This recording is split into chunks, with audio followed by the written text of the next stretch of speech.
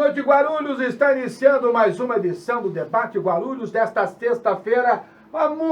Hoje o dia foi trincando. Salve, salve, Lucas Braga, porque o calor, meu brother.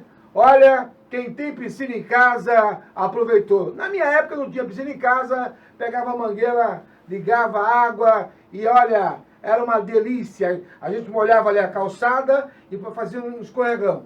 Que delícia! Olha, você que não passou por essa época, você não imagina o que você perdeu, né? Tem gente que gosta de ficar no computador e por aí afora.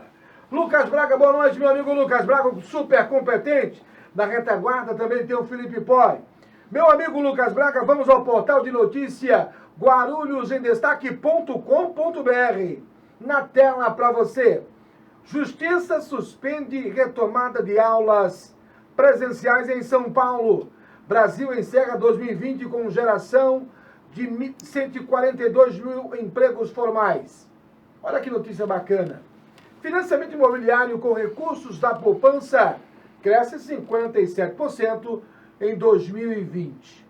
Muito importante. E atenção, hein? A OAB pede investigação do vazamento de dados de 220 milhões de pessoas. E o Poupa Tempo não vai abrir neste sábado, dia 30, e nem dia 6 de fevereiro. Justamente são medidas do governo do Estado para evitar a aglomeração. Antes de conversar com o nosso convidado, que é o presidente da OAB, deixa eu fazer um comentário para você rapidamente. Uma nova Câmara Municipal está aí. Nos corredores da Câmara Municipal de Guarulhos surgem diversos comentários de como será o relacionamento do atual presidente com o chefe do executivo. Façam as suas apostas. Afinal de contas, presidente novo, Câmara nova, como será esse relacionamento? Tudo pode acontecer.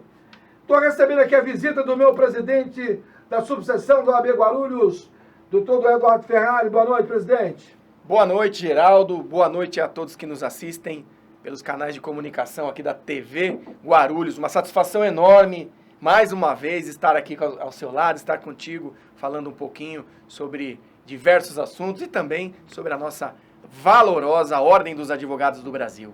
Estamos nas plataformas digitais do Facebook do Guarulhos em Destaque, também no Facebook da TV Guarulhos, nos canais 3 da NET e canal 508 da Vivo TV. Presidente, vamos começar falando da violência doméstica. Tem deixado muita gente preocupada. Por quê? Quando a mulher silencia, né? Quando é agredida, por que muitas vezes ela não denuncia o autor, presidente? Geraldo, em se tratando de violência contra a mulher, nós temos uma série de complicadores, de uma série de fatores aí envolvidos. Ainda em 2019, nós fizemos um circuito chamado Primeiro Circuito de Ações de Combate à Violência contra a Mulher.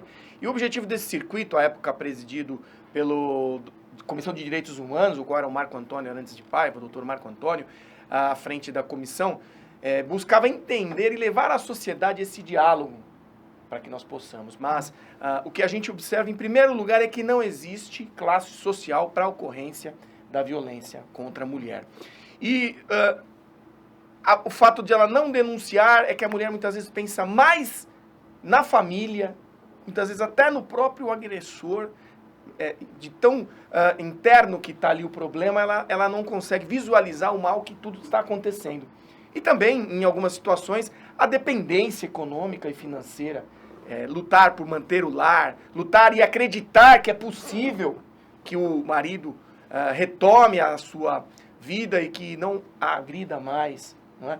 E aqui a violência que nós constatamos não é só a violência física, não é? A violência psicológica, a violência financeira. A legislação atual, a Maria da Penha, ela estabelece ali uma série de diagnósticos de violências que a mulher sofre. E o primeiro circuito, concluindo, surgiu justamente para a gente conversar com a sociedade. Nós fomos em faculdades, estivemos também em hospitais, na Ordem dos Advogados do Brasil, recebemos aqui diversas pessoas, diversos juristas de renome que tiveram conosco debatendo esse assunto. E pensando em sequência disso, do ano passado para cá, nós criamos um grupo chamado OAB por Elas. E esse grupo OAB por Elas visa colocar efetivas ações para que a gente possa lutar junto e combater a violência contra a mulher, que é sistêmica, que é estrutural. Agora, evidentemente que surgem, às vezes, alguns comentários que me preocupam. A violência doméstica só acontece em famílias de baixa renda e de pouca instrução, presidente? Negativo. A violência ocorre em qualquer local. A violência contra a mulher. Mas nesse segmento que é bem maior na população, ou seja, a população de baixa renda, o número é gigantesco, né? Não tem nada a ver ser superior ao de renda mais privilegiada. Não. Nós temos aí já diversas ocorrências que inundam a nossa imprensa, né? Os nossos meios de comunicação, que mulheres, atrizes, famosas, inclusive, sofreram violência calada durante o período, né? Então, ou seja, existe, claro, à medida em que a população é maior, não é?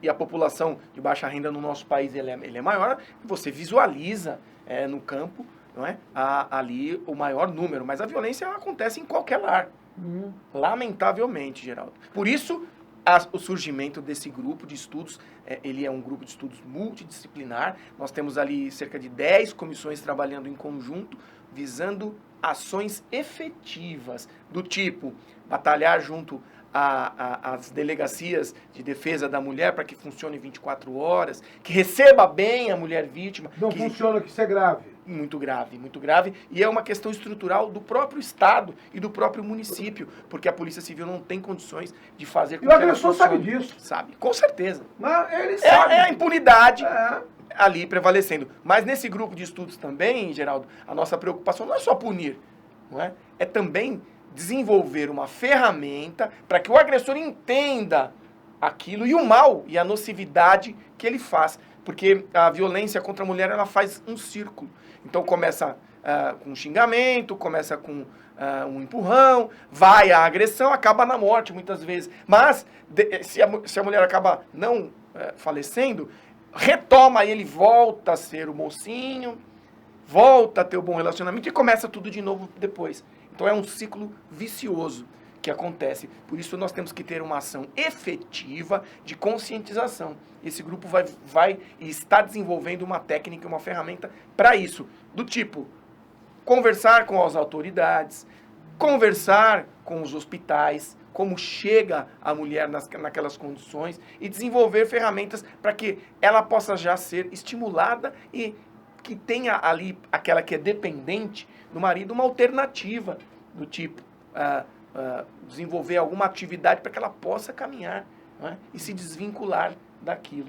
Não é? E sempre está envolvido o amor, né, por parte da mulher, que acaba fazendo uma certa confusão, aquela história de dependência, enfim, acaba que gera toda essa frustração e a gente não consegue botar um fim nessa violência. Olha só, estou conversando com o presidente da subseção do OAB Guarulhos, Dr. Eduardo Ferrari. Uma coisa que me preocupa é quando você encara, atenção, senhores e senhoras, sabe que alguém da sua família está sofrendo violência e você não denuncia. Isso é muito grave. Isso é muito grave. Você sabe que a sua irmã, que a sua cunhada sofre violência, você conhece o agressor e pelo fato de tomar cerveja com ele, você também é culpado.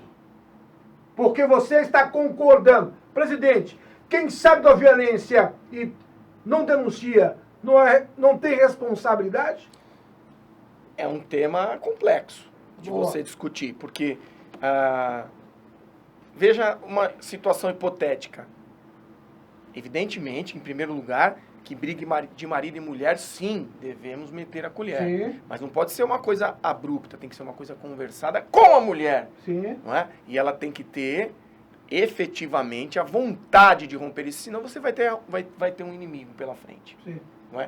Não é comum, né? Aliás, é muito comum acontecer de depois a mulher voltar com o marido e a situação gerar toda uma indisposição. Porém, isso não quer dizer que devemos ser omissos. Omissão jamais. Não podemos ser omissos, mas tem que ter muito cuidado na intervenção a essa questão. Deve haver uma intervenção, sim, e por isso que devemos buscar profissionais, principalmente aqueles que conhecem da matéria, para que a coisa possa ser encaminhada e resolvida para que a violência não ocorra. Presidente, agora um outro fator importante, aliás, todos são importantes, é uma pauta aqui, está sendo interessante para você. O crime de violência contra a mulher aumentou 10% na quarentena. Por quê? Pois é. Primeiro porque todos os ânimos acabam ficando acirrados. Nada justifica, mas é uma constatação. Não é? Então, toda essa pandemia, você encontra ali não só a questão da violência, mas a ansiedade nas pessoas. As pessoas estão doentes. Sim. As crianças estão doentes. Sim. E, naturalmente, o índice de violência contra a mulher acaba aumentando. Por falta de sensibilidade do marido, que não entende muitas vezes todo aquele processo, não é? E acaba desencadeando. Mas eu vejo que o fato de ficarmos ali isolados talvez tenha aumentado um pouco mais o índice de violência contra a mulher. Não é? Presidente, a violência no trabalho também é preocupante, né? Conhecido como assédio sexual. E muitas mulheres, elas ficam com medo, ficam receosas de denunciar com medo de perder o emprego. A Lei Maria da Penha tem para proteger esses casos, não é, presidente? Veja, a questão do trabalho não se confunde com a questão da Lei Maria da Penha. Porque a Lei da Maria da Penha, quando você fala da Lei Maria da Penha, é relação familiar. Então, ou seja, marido, mulher, filhos, enfim. Já no trabalho, é uma outra legislação. Aí a legislação é o Código Penal, que tem lá não só assédio sexual, mas o assédio moral, que também tem previsão. E vejam, é repugnante, não é? Utilizar-se da sua força, do seu poder, para fazer com que a pessoa faça suas vontades, sejam elas quais forem. Não é? Então, enfim, temos que ficar atento a isso também, Geraldo. Porque, segundo dados aqui do Instituto, cadê aqui, deixa eu ler, de Isto é Dinheiro, da revista Isto É, a violência contra a mulher teve um percentual em 2009 que chegou a quase 40%, né, dentro de casa e no trabalho. Agora, algo que também me preocupa é que, às vezes, o desemprego faz com que as mulheres aceitem esse tipo de violência que é o assédio sexual, uma violência bem definida pelo presidente da OAB. A OAB tem podemos chamar de departamento, presidente? Nós temos uma ouvidoria. Ouvidoria. De que maneira a mulher pode chegar na OAB Guarulhos para denunciar isso? Veja, em primeiro lugar, a OAB vai servir de ferramenta para fortalecer aquele desejo da mulher, porque a OAB não tem condições de fazer e buscar a punição do agressor, nem subsidiar, eventualmente, algo que a mulher deseja, mas vai servir de base de orientação para que ela encaminhe-se para os locais devidos, do tipo delegacia da mulher, o abrigo efetivo para que ela possa ficar isolada e ali conseguir restabelecer-se. Então, a forma com a qual a OAB utiliza e dá a abertura é através da ouvidoria e também da Comissão da Mulher Advogada e da Comissão de Direitos Humanos, que tem um núcleo específico que trata da violência contra a mulher. Ou seja, você tem a ouvidoria, você tem a comissão. A ouvidoria é a porta de entrada principal, porque é mais fácil, está na tela.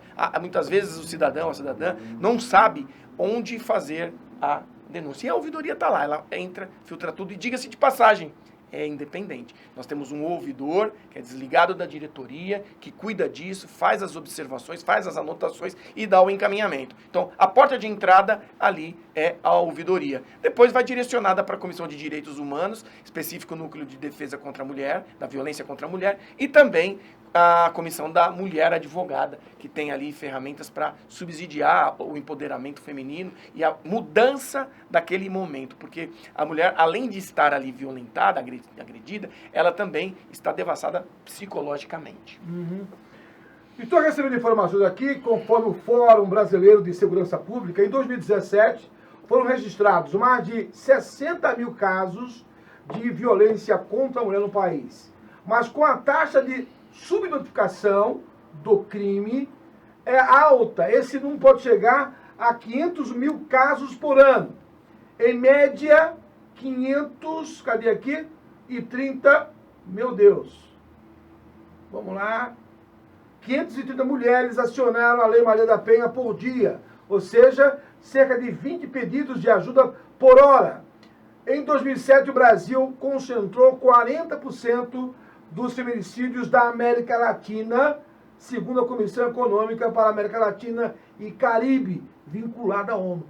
Por que o Brasil ganha esses presentes de grego, hein, ô presidente? Pois é, são dados constatados e isso é subnotificado, porque nem toda mulher que sofre violência vai e faz a denúncia. Então, veja, nós temos aí um problema grave, um problema gravíssimo, né, que precisa, repito, de ações efetivas em busca do combate à violência contra a mulher. A taxa de feminicídio no Brasil, segundo esse instituto, é a 5ª maior do mundo. Pois é, os números são vergonhosos, né, Geraldo?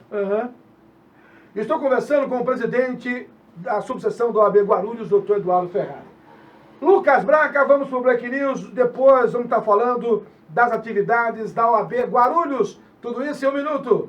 Grupo Lumar, soluções integradas na prestação de serviços especializados. Tradição e tecnologia em segurança e terceirização. Portaria, controle de acesso, manutenção predial, limpeza e conservação. Vigilância patrimonial, escolta armada, segurança pessoal, facilities de recepção, qualidade, credibilidade e transparência a serviço de você e da sua empresa. Entre em contato e solicite uma cotação. Acesse grupolumar.com.br.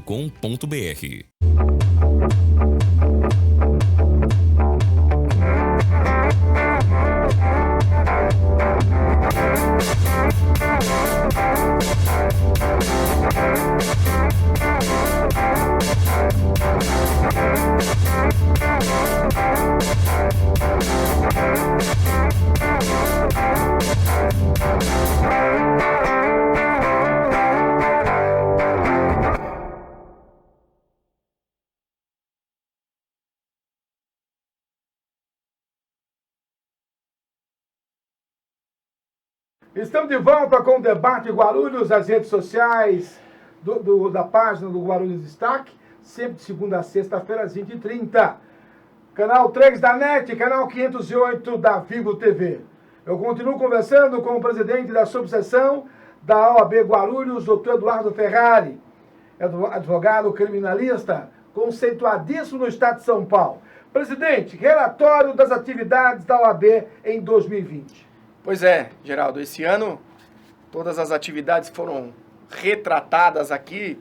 Deixei contigo aí para você dar uma observada nas atividades e viemos aqui fazer um relatório, prestação de contas das atividades da OAB. Esse ano inovamos, colocamos por dentro ali também as artes que foram desenvolvidas por todos aqueles que compõem as comissões temáticas, os núcleos de estudos, enfim, e que de forma brilhante trouxeram para toda a comunidade jurídica e também para a sociedade ferramentas de trabalho desenvolvidas pelos presidentes de comissão, vice-presidentes, secretários, membros, colaboradores, enfim. E é um relatório que detalha quais foram todas as atividades executadas pela advocacia e pela OAB Guarulhos. Um exemplo aqui, nós tivemos, ainda que no ano de pandemia, 120 eventos. A grande maioria deles online, porque tivemos ali atividade em janeiro e fevereiro, depois março tivemos efetivamente que tomar cuidados, não é? E passamos a fazer ali as atividades online. E veja que, Geraldo, no momento em que nós tivemos a mudança dessa situação em que estávamos ali envolvidos com a decretação, não é, do estado de calamidade da pandemia propriamente dita, nós tivemos grande dificuldade de assimilar aquilo, assim como todos tiveram, não é? Mas rapidamente a OAB Guarulhos trabalhou para dar sequência às atividades e fomos retomando à medida que foi sendo possível e de forma razoável todas as atividades programadas no ano de 2019. Então, no ano de 2019, nós fechamos uma programação e em 2020 nós executamos. A pandemia fez com que nós perdêssemos um pouquinho, como todos acabaram, deixando de entender efetivamente o que estava acontecendo, mas em seguida tudo aconteceu. Então, por exemplo, nós tivemos ali entregues 360 carteiras às novas advogadas e advogados. Tivemos, por exemplo, também visualizações pelas redes sociais, ali pelas plataformas propriamente ditas, ou seja, como se estivesse acontecendo o evento na nossa série, então Teams, Zoom e outros, nós tivemos ali 4.200 presenças e visualizações naquele momento. Pelas plataformas tradicionais, YouTube, Facebook, Instagram, 30.800 visualizações. Né? Tivemos ainda ali a produção de 191 artes, ou seja, a equipe de colaboradores da OAB Guarulhos trabalhou demais. Eu diria que trabalhou muito mais do que o ano de 2019 e em 2020, ainda que remotamente. Todos desenvolveram e trabalharam 191 artes de produção feitas pela equipe. E também todas as atividades, preparações, enfim, administração em geral. Para você ter uma ideia, Geraldo, foram entregues 2.113 certificados àqueles que frequentaram os cursos e fizeram o seu requerimento. Então, são números muito representativos.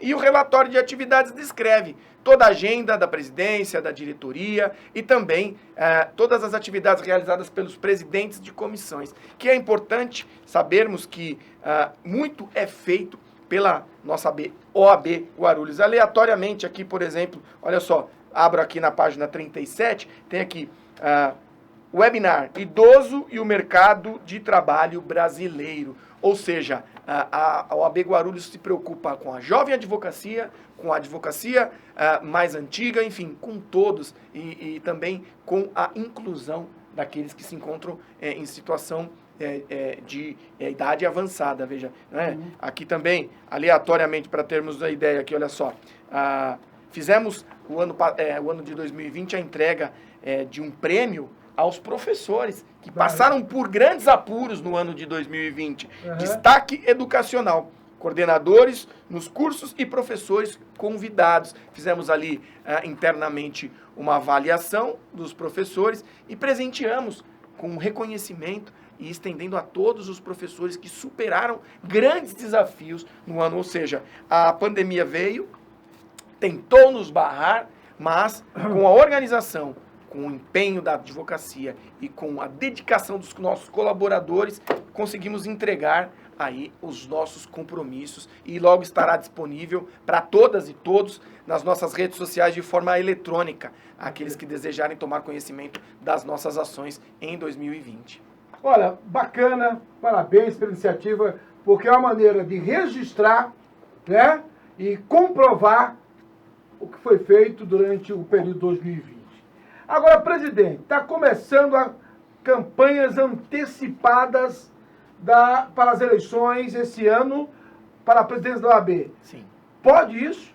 Não pode, Geraldo, não pode. Veja, a legislação... Pessoas dando entrevistas em veículo de comunicação, nas redes sociais... Não é permitido a propaganda antecipada e isso pode gerar problemas lá na frente. Aqueles que avançarem os sinais, não é proibido ninguém desejar ser candidato à Ordem dos Advogados do Brasil. Entretanto, existem normas. Tem que tomar cuidado sob pena de impugnação da campanha. Né? Quando for o momento oportuno, os registros estão aí e as campanhas podem ser impugnadas. Então, temos que ter calma, paciência, o ano só está começando, evidentemente que as ações devem ser tomadas, mas com muita cautela, com muita honestidade, com muita tranquilidade. Agora, presidente, a partir de quando os pré-candidatos podem se apresentar como candidato? Olha, é bem mais à frente, viu, Geraldo?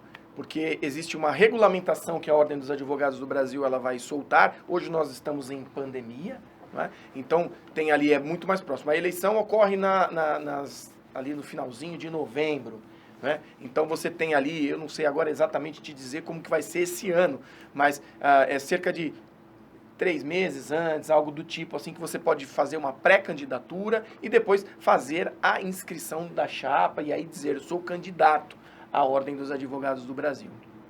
Estou conversando com o presidente da subseção da OAB Guarulhos, doutor Eduardo Ferrari. Agora, presidente, a gente sabe que uma eleição ela vai demonstrar quem realmente está navegando na sua gestão e quem está navegando em duas canoas, que na política a gente comenta isso. O senhor está preparado para possíveis traições? Veja, Geraldo, nós sempre trabalhamos e vivemos entregando, e eu tenho essa peculiaridade de ser transparente. E não me preocupo com eventuais traições, porque acredito e creio muito naqueles que estão efetivamente trabalhando neste momento e produzindo o que deve ser produzido para a entrega daquilo que foi comprometido. Então, nesse momento, nem me preocupo com isso, Geraldo, porque o objetivo nosso é entregar aquilo que foi prometido, ainda tem muito tempo pela frente e caminharemos em busca do melhor para a advocacia, como foi feito até agora, nos últimos 2 anos, e que o nosso objetivo principal é a entrega de uma ordem dos advogados efetiva a toda a advocacia. E por falar nisso, o senhor inaugurou o ano passado o Polo Bom Sucesso. Polo Bom Sucesso. Por que essa iniciativa? Polo Bom Sucesso Pimentas. Nós estamos falando de uma região que posso assim dizer que é uma cidade dentro de uma cidade, né? Então é uma outra Guarulhos dentro de Guarulhos. E o objetivo principal surgiu quando nós conversávamos ainda em momento anterior à campanha, da necessidade de termos ali a efetividade da presença da Ordem dos Advogados do Brasil. A região é extremamente carente, há um número grande também de advogados e advogadas que devem ter a mesma condição que nós temos aqui, os advogados que estão instalados no centro. Então, o objetivo principal foi levar ferramentas de trabalho iguais e condições de desenvolver a profissão da advocacia de uma forma efetiva, ou seja, com um ambiente propício a um bom trabalho, computadores de primeira geração, uma impressora boa, um scanner excelente, um cafezinho, um espaço para você ter uma reunião, atender seu cliente, uma copa, uma pessoa, um colaborador à disposição daquele que lá está, fazendo uso dessas ferramentas, e instalamos o Polo Bom Sucesso Pimentas, visando isso no Shopping Bom Sucesso, que é um marco ali daquela região e que dá as condições efetivas para o desempenho da atividade. E também, Geraldo, fazer que a população sinta a presença da advocacia e que também puxar o Estado para lá, não é? Geraldo, veja, eu costumo sempre dar esse exemplo. Há muitos anos eu era conveniado ainda à Procuradoria-Geral do Estado e depois à Defensoria Pública através da assistência judiciária. E eu muitas vezes recebia ligação daqueles que eram nomeados, dizendo, olha, doutor, eu estou aqui nos Pimentas, estou aqui no Tabuão, estou aqui no Lavras, estou aqui no Lenise, e eu não tenho condições de ir até o seu escritório porque eu não tenho dinheiro da condução. Não é? Então, ou seja, o Estado tem que estar presente. Com certeza. Não é, Geraldo? O Estado tem que se fazer presente. Então, é uma forma também da Ordem dos Advogados do Brasil botar luz àquela região e despertar ali a necessidade da presença do Estado, que vai estar ali presente, colocando ali tudo que é necessário para a população. Presidente doutor Eduardo Ferrari, muitíssimo obrigado. As suas considerações, e deixamos de falar alguma coisa, fique à vontade. Imagina, Geraldo, se deixar a gente fica aqui até amanhã conversando, viu? Obrigado pela oportunidade de estarmos aqui, falando um pouquinho da advocacia, falando um pouquinho da sociedade, falando aqui